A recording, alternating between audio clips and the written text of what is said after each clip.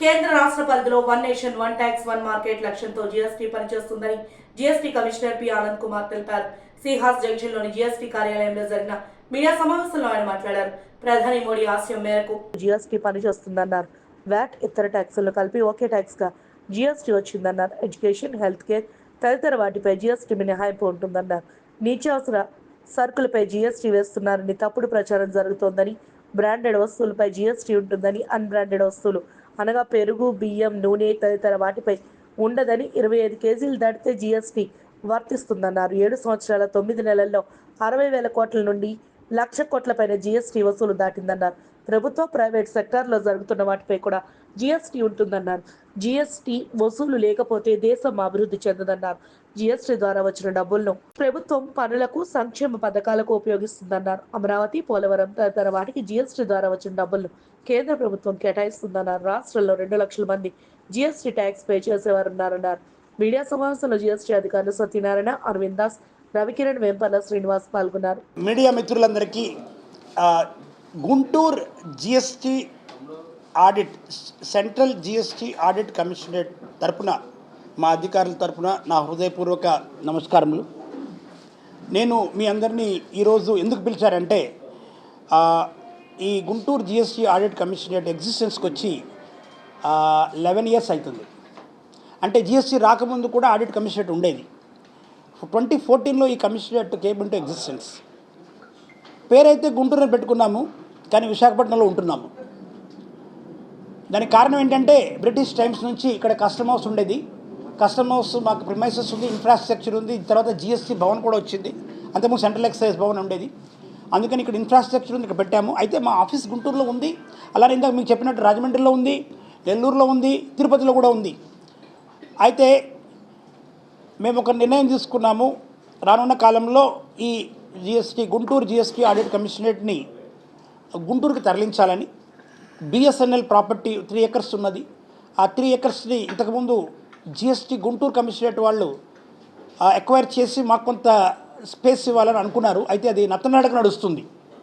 అందుకని నేను మా అధికారులకు చెప్పి మనం తీసుకుందామా అంటే చాలామంది అధికారులు ఉత్సాహపడ్డారు. వాళ్ళ ఉత్సాహాన్ని చూసిన తర్వాత నాకు కూడా ఉత్సాహం వచ్చింది. ఇప్పుడు 3 acres ల్యాండ్ గుంటూరులో తీసుకుని అక్కడ మరి సిజిఎస్టీ ఆడిట్ ఆంధ్రప్రదేశ్ భవను, తర్వాత అఫీషియల్ ఆఫీస్ బిల్డింగు, తర్వాత రెసిడెన్షియల్ ప్రిమైసెస్. మా ఆఫీసర్స్ ఇప్పుడు 130 మంది ఉన్నాము. రానున్న కాలంలో ఇంకా పెరగడానికి అవకాశం ఉంది. ఒక 200 మంది అనుకోండి. ఆ 200 మందికి కావాల్సిన ఆధునికమైనటువంటి వసతులు, అక్కడ జిమ్నాజియము, స్ప్రాలింగ్ పార్క్స్, తర్వాత మరి కమ్యూనిటీ హాలు, ప్లే గ్రౌండ్స్. ఇవన్నీ ఎందుకు చెప్తున్నానంటే, మీ అందరికీ తెలుసు, మరి స్టేట్ జిఎస్టీలో ఒక సర్కిల్ అని ఉంటుంది, బేసిక్ ఫంక్షనల్ యూనిట్. అక్కడ 10 నుంచి 25 మంది ఆఫీసర్స్, స్టాఫ్ ఉంటారు. ఇక్కడ మాకు రేంజ్ ఉంది. సేమ్ సెటప్ మాకున్న బేసిక్ ఫంక్షన్ ఇద్దరమే ఉన్నాం, ఒక సూపరింటెండెంట్, ఒక ఇన్స్పెక్టర్. ఎంత ఒత్తిడిలో మా ఆఫీసర్స్ పనిచేస్తున్నారో ఒక్కసారి ఆలోచించండి. నేను ఇందాకనే చెప్పినాను, మాకు 2 లక్షల పైన యూనిట్లు ఉంటే, ఇంచుమించు 2 లక్షల యూనిట్లు ఉంటే కేవలం 900 యూనిట్లే చేయగలుగుతున్నాము. ఆ 900లో కూడా 700లే చేయగలిగినాము లాస్ట్ ఇయర్. మరి నాకున్నటువంటి అధికారులు ఈచ్ గ్రూప్ 3-4 ఎంత స్ట్రెస్లో పని చేస్తారో మీరు ఆలోచించారు. అందుకని వాళ్ళకి ఆధునిక వసతులతో, మరి వాళ్ళకి వెల్ఫేర్ పాయింట్ ఆఫ్ వ్యూలో వాళ్ళకి వెల్ఫేర్ ఇది మనం చేయాలని నిశ్చయించుకున్నాము. మంచి ఇల్లు, మరి మంచి సౌకర్యము గుంటూరులో వాళ్ళు కలిగించాలని నాకు నా ఆకాంక్ష. నేను కూడా ఆంధ్రప్రదేశ్లో పుట్టాను, తెనాల్లో, గుంటూరు జిల్లాలో. సో నాకు ఒక ఆకాంక్ష ఏంటంటే, నేను 27 సంవత్సరాలు భారతదేశం మొత్తం పనిచేసి, బెంగళూరు, చెన్నై, పూణే, ఢిల్లీ, హైదరాబాద్లో పనిచేసి, గుజరాత్లో కూడా 3 సంవత్సరాలు పనిచేసి నేను వచ్చి ఇక్కడ 7 నెలలు అయింది. ఇంకొక సంవత్సరం తిరగకుండానే ఈ బిల్డింగ్ని అక్కడ కట్టాలనేది నా డ్రీమ్, నా స్వప్నం. దాని తర్వాత జిఎస్టీ ఆడిట్ ఈ లాస్ట్ ఇయర్ మేము మా రికవరీ ఏదైతే ఉందో ఈ పారాస్ నుంచి, అంటే ఆడిట్ పారాస్ ఏదైతే రైజ్ చేస్తామో 100% పెరిగినది. 75 crores నుంచి 150 crores వరకు రికవరీ పెంచగలిగాము. అలానే డిటెక్షన్ అమౌంట్ కూడా 45% తగ్గినా కూడా అది అనవసరమైనటువంటి పేరాలు. అంటే ఆ పేరాల వలన ప్రభుత్వానికి ఆదాయం రాదు. తర్వాత వర్తక వ్యాపారులు కట్టరు. కానీ దీంట్లో లాభపడేది ఎవరంటే, అక్కడ ఉన్నటువంటి మరి వాళ్ళ తరపున వాదించే, అంటే అలా చెప్పకూడదు కానీ అది వాస్తవం. ఇప్పుడు ఒక వ్యాపారికి మరి ఒక డిస్ప్యూట్ వస్తే అతను ఒక లాయర్ను, ఒక చార్టెడ్ అకౌంటెంట్ను, ఒక ట్యాక్స్ కన్సల్టెంట్ను పెట్టి వాదించాలి. అది కూడా వాళ్ళకి ఖర్చే కదా. అలా వాళ్ళకి అదనంగా ఖర్చు, అలాగే అధికారికి కూడా అతని సమయము, అతను ఉన్నటువంటి సమయం తక్కువ, ఆ అధికారులు తక్కువ, అలాంటి చోట వాళ్ళకి ఇంకా బర్డెన్ చేసి ఇలాంటి పేరాలు రైజ్ చేస్తే మనం అన్ప్రొడక్టివ్ వర్క్ క్రియేట్ చేస్తున్నామని గ్రహించి నేను మా అధికారులకి ఖచ్చితమైనటువంటి వాళ్ళకి ఇన్స్ట్రక్షన్స్ ఇవ్వడం జరిగింది. సస్టైనబుల్ పారాస్ మాత్రం ఇచ్చామని. అందుకని 45% డిటెక్షన్ అమౌంట్ తగ్గింది. 45% డిటెక్షన్ అమౌంట్ తగ్గిన 100% రికవరీ పెరిగింది. దీని ద్వారా నెట్ బెనిఫిట్ ఏంటంటే, ఇప్పుడు ఆడిట్లో మేము ఇంతకుముందు చెప్పాను, ఒక 500 కోట్లు డిటెక్షన్ చేస్తాము.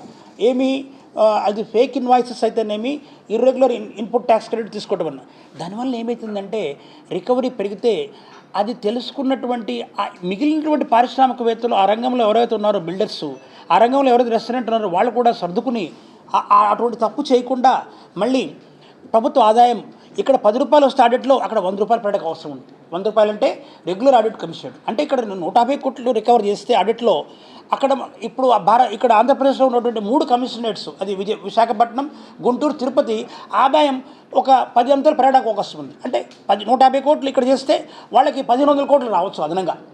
అది నెట్ బెనిఫిట్ అనమాట. అంటే పన్ను కట్టని వాడు తప్పనిసరిగా పన్ను కట్టాల్సిన పరిస్థితి ఉందని తెలుసుకున్న రోజున వాళ్ళు కూడా ఈ పన్ను ఎగ్గొట్టే విధానాన్ని మానేసేసి ఈ పన్ను వాళ్ళు కట్టించుకున్న పన్ను ఏదైతే ఉందో కొంతమంది వర్తక వ్యాపారులు వినియోగదారు ద్వారా పన్ను కట్టించుకుని ఆ పన్ను ప్రభుత్వానికి జమ చేయకుండా సంఘటనలు కూడా ఉన్నాయి. సో ఆ విధంగా వర్తక వ్యాపారం లాభపడటం అనేది భారత ప్రభుత్వ లక్ష్యం కాదు. అటువంటి సంఘటనలు జరిగితే మీరు కూడా మా దృష్టికి తీసుకొస్తే దానికి డబుల్ పనిష్మెంట్ ఉంటుంది, ప్రాసిక్యూషన్ కూడా ఉంటుంది. పన్ను కట్టించుకుని ప్రభుత్వానికి పన్ను కట్టించకుండా ఇలాంటివన్నీ కూడా మేము ఈ ఆడిట్లో నోటీస్ చేసి రికవర్ చేస్తాము. అదేవిధంగా నెక్స్ట్ ఇయర్ ఇంకొక 900 యూనిట్స్ సెలెక్ట్ చేస్తాము. అవి కూడా మాకు డేటా ఢిల్లీ నుంచి వస్తుంది. రిస్క్ పారామీటర్స్ చూస్తాము.